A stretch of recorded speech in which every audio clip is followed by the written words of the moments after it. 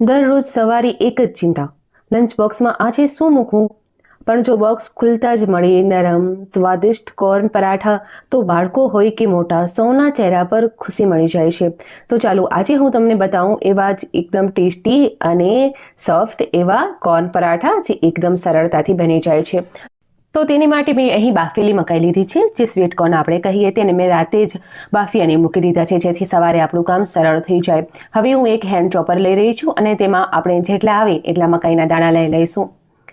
તો આ રીતે હેન્ડ ચોપરમાં જેટલા આવે, એક સાથે બધા નહીં આવે એટલે અડધા એવા આપણે લઈ લઈશું. અને હવે આપણે તેમાં થોડા સ્પાઇસીસ એડ કરીશું.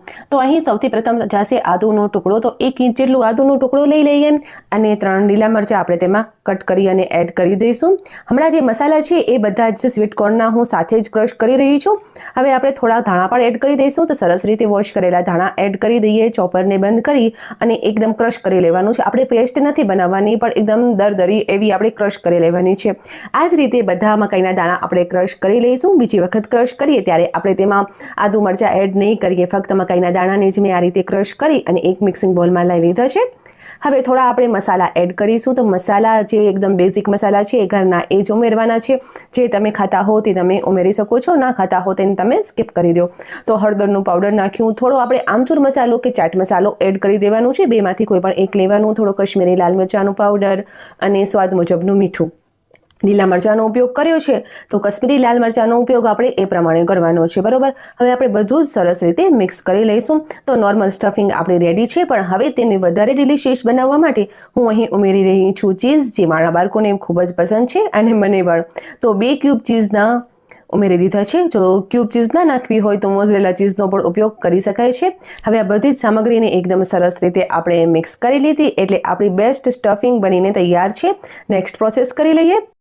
હવે આપણે લઈશું એક લોયો, જે આપણે નોર્મલ લોટમાંથી જ બનાવ્યો છે. રોટી પરાઠા બનાવવા માટે આપણે જે લોટ બનાવતા હોઈએ ને એ જ લોટ મેં રાત્રે બાંધીને મૂક્યો હતો. હવે તેનામાંથી એક લોયો લઈ લેવાનો અને તેને વધારે ફ્લેવરફુલ બનાવવા માટે થોડા સફેદ તલ એડ કરી રહ્યા છીએ. સફેદ તલની જગ્યાએ તમે કલોંજી, કાળા તલનો પણ ઉપયોગ કરી શકો છો. થોડા લીલા ધાણા મૂકી અને આ રીતે પ્રેસ કરી અને આપણે નોર્મલ એવી રોટલી બનાવી લેવાની છે. ચાલો, રોટલી બની ગઈ. તો હવે આપણે તેમાં છે ને જે સ્ટફિંગ બનાવીને મૂકી છે તે સરસ રીતે સેટ કરી દઈશું. અહીં હું ચોરસ પરાઠા બનાવી રહી છું, તો તે મુજબ સ્ટફિંગ સેટ કરી રહી છું. જો તમારે ટ્રાયંગલ, ત્રિકોણ પરાઠા બનાવવા હોય ને તો ત્રિકોણ શેપમાં તમારે સ્ટફિંગ સેટ કરી લેવાની. પછી ચારેય સાઈડથી આપણે આ રીતે સીલ કરી લઈશું. તો કોઈ પણ સ્લરી કે પાણી વગર આપણું પરાઠું એકદમ સરસ રીતે સીલ થઈ જવાનું છે. હવે થોડો કોરો લોટ ટસ્ટ કરીશું અને પરાઠાને છે ને હલકો હલકો વણી લઈશું. વધારે ભાર નહીં દઈએ, નહીંતર જે સ્ટફિંગ છે એ ભારે આવી જશે. હલકો હલકો ભાર દઈ અને ચારે સાઈડથી સેટ કરી લેવાનું છે, બસ. તો આ રીતે છે ને આપણે બધા જ પરાઠા બનાવીને રેડી કરી લઈશું. પરાઠા રેડી છે. તવો ગરમ કરવા માટે મૂકી દીધું છે. જેવું તવો ગરમ થાય ને એટલે પરાઠાને સૌથી પહેલાં તો આપણે એકદમ કોરું જ શેકી લેવાનું છે. બંને સાઈડથી એકદમ કોરું શેકી લઈએ. ત્યાર પછી ઘી, તેલ કે માખણ, જેની સાથે તમે તેને શેકવા ઈચ્છતા હો તમારે લગાવી લેવાનું. તો હવે અહીં મેં ઘી લગાવ્યું છે અને આ રીતે બંને સાઈડ ઘી લગાવી અને હું થોડું ગોલ્ડન બ્રાઉન થાય એવું એટલે આપણે પરાઠાને શેકી લેવાનું છે. આ પરાઠા એકદમ હેલ્ધી છે અને બાળકોના લંચ બોક્સ માટે તો એકદમ પરફેક્ટ છે. હેલ્ધી પણ, સ્વાદિષ્ટ પણ અને બાળકોને મજા પડે એવા ચટપટા પણ. તો ચોક્કસથી ટ્રાય કરજો. તો જોયો, અહીંયા આપણો પરાઠો બનીને રેડી છે.